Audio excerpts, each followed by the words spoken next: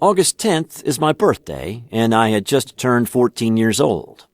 I was visiting two friends a couple of blocks over from our house when one of them came in and told us that the horse was out of the pen in the backyard. In those days, we could keep livestock in town. The county population was just over 8,000, and the town population was 1,200. We all went out to round up the horse. The horse was not in my friend's backyard. The horse had gone into a vacant lot behind the alley, which was overgrown with tall weeds and some wild corn. That stuff was over our heads, so we started beating the weeds.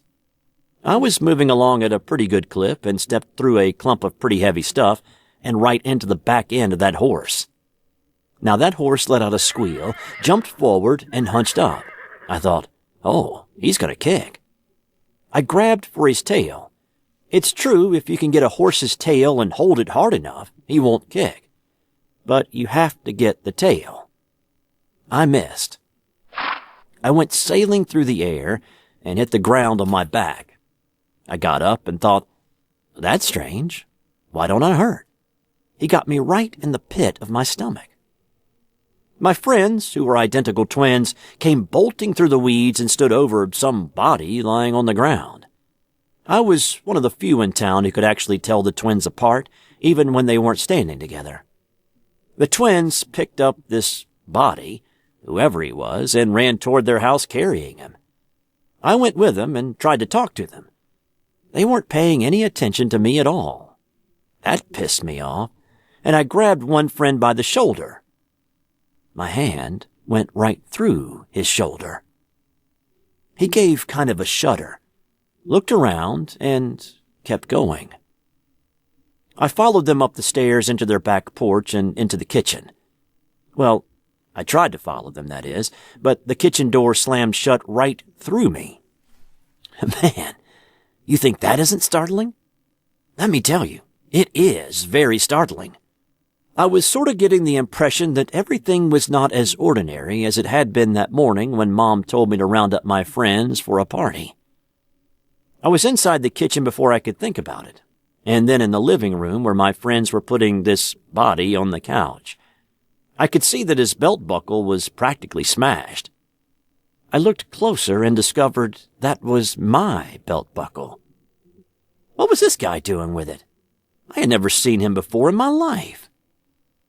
As I got a closer look, I saw that the person was me. I mean, we never see ourselves as others see us. Even in pictures, we don't really look at ourselves. I mean, I hadn't up until then. Anyway, my friend's mother was checking me, that is, the body out, and she said, he isn't breathing. My friend grabbed the phone and called the doctor. No one in the house knew artificial respiration. Just about then, really strange things began to happen. I could see a very tiny silver cord running from the pit of the stomach of the body to my stomach. I could move myself outside of the house by just thinking. I wanted to be outside. Then I thought of Mom, and I was in the kitchen where she was mixing up the cake batter for my birthday party. I thought, that is too bad. Now I won't be able to attend, and she is going to be very unhappy that I am not around. I thought of Dad, and suddenly I was in town 2 miles down the road in the railroad depot where Dad was the station agent.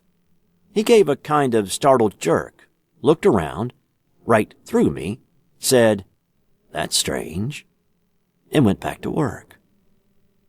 I noticed that in town, around the railroad and in and out of the hotel where the railroad crews changed trains and had their layovers, there were gray bodies just sort of wandering around. They would just pass through the people on the porch of the hotel, neither noticing the other. These gray beings were faceless and didn't seem to be doing anything except wandering around, sort of like they were lost. So here I was in town. I began to feel as if I was being withdrawn.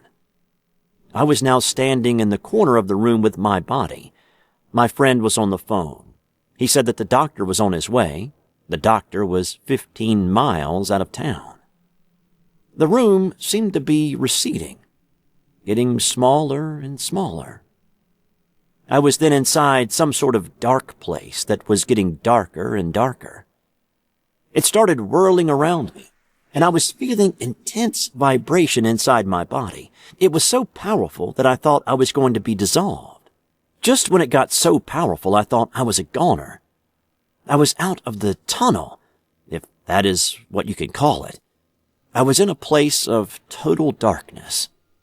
I raised my hand and looked at it. I thought, almost too dark to see your hand in front of your face.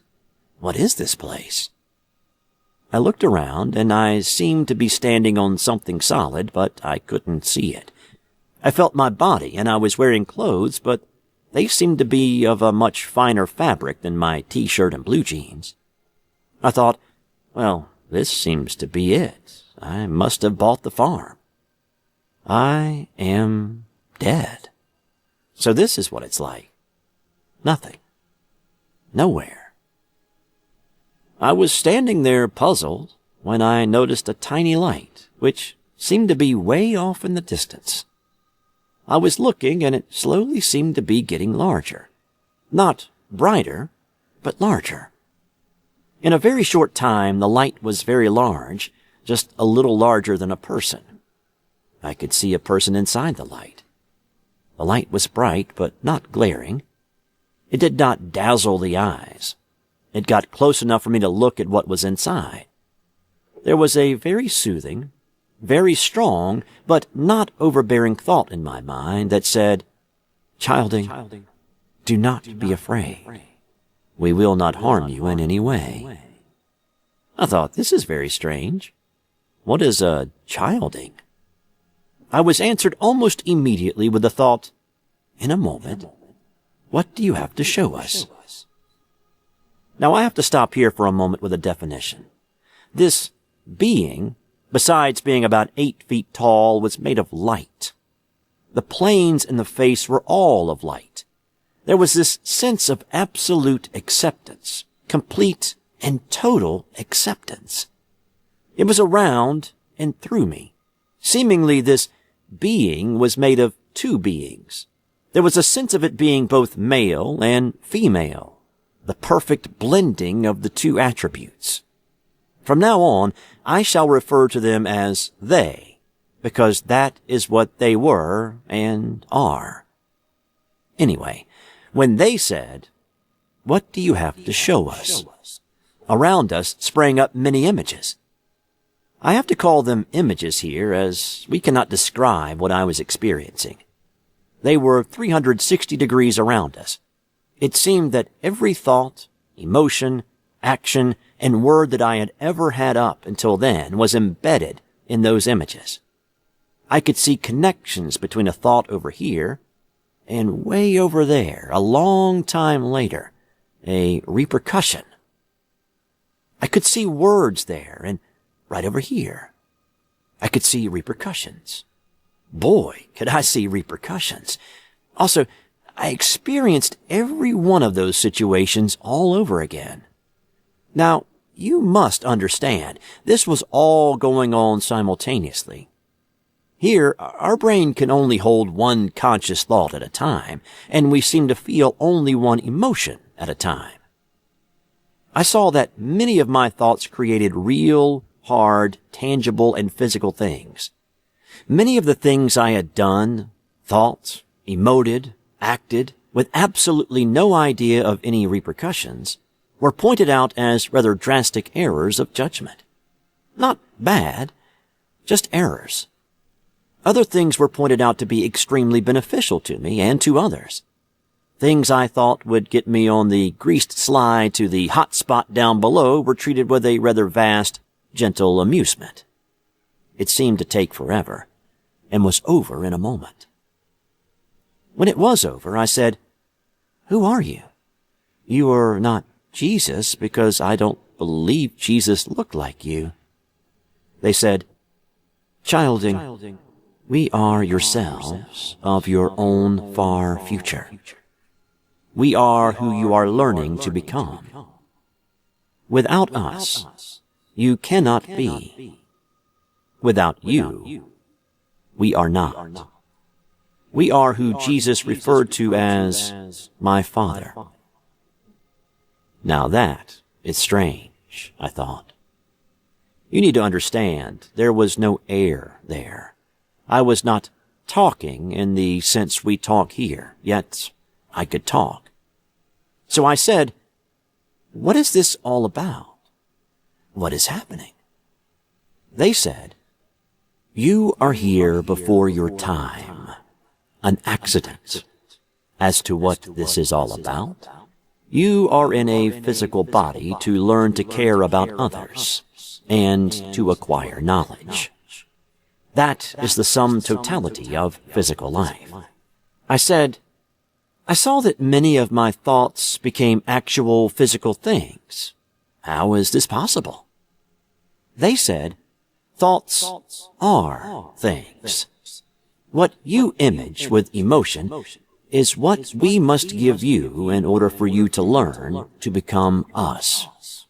When you learn to generate a stable image, coupled with firm emotion, we are bound to bring it into being. But remember, there are issues to having this thing." I said, "Such as?" They replied, "Such as, do you have the means to support keeping the item now that you have it? Do you actually, truly want it now that you have it? For example, you cannot image intangible things. Can you image acceptance, or can you only feel it? Can you image love, or can you only experience it? You have much to learn, childing. Do you wish to stay, or do you wish to return?" Now that place was complete acceptance, complete and total love. I didn't know what else was there, but I had the idea that if I wished to stay, all would change completely into something wonderful.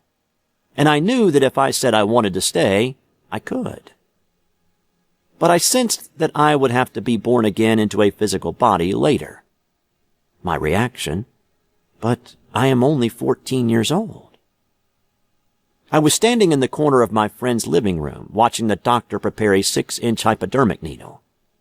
He stabbed that thing into the body's chest, just below the sternum, and rammed the plunger home. That body gave a jerk. I was yanked back into that body so fast I bounced right back out again, and then back in. I gave a gasp, and the body started breathing. My heart had given a thump that rattled me all the way down to my toes. Man, I hurt all over. Once the doctor checked me over and said I was going to be okay, I tried to tell him what had happened to me. He told everyone to leave the room. He had some other tests to do. Then he shoved another hypodermic needle into my arm, and I went to sleep. When I woke up, all I remembered was getting kicked and awakened by the doctor. I was never the same. I became interested in religion, but none of them had what I was looking for. I traveled all over the world in my years in the United States Air Force, poking my nose into every religion and philosophy I could find. I had noticed that it didn't matter the trappings. Some people could get their prayers answered, and I wanted to know the secret.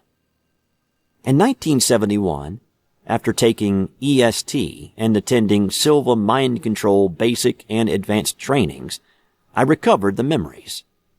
The doctor was a master hypnotist. I found out in 1971 what was in that shot. I checked my medical records back in my hometown. It was sodium pentothal, a so-called truth serum. Used in the right hands, it is a very powerful hypnotic. Doc had programmed me not to be able to recall consciously what happened until it was safe to do so. In the 70s, much was being done about near-death experiences. It was now safe to recall the incident. What it boils down to is what you think with emotion you will get. Even Job in the Bible stated, "That which I feared has come to pass." Most people don't notice the key words here. Come to pass. If we learn how to control our thoughts, we can control many of our experiences. There is much more I could go into here about all the studies, all the midnight contemplations, but that's personal. You have your own path. Here is all you have to remember.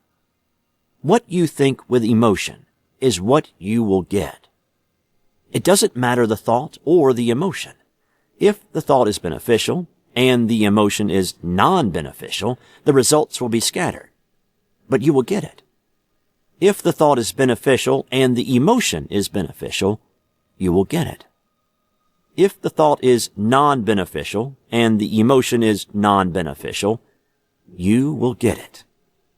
This is what some people call the law of attraction, but it is absolutely true. Again, what you think with emotion is what you get.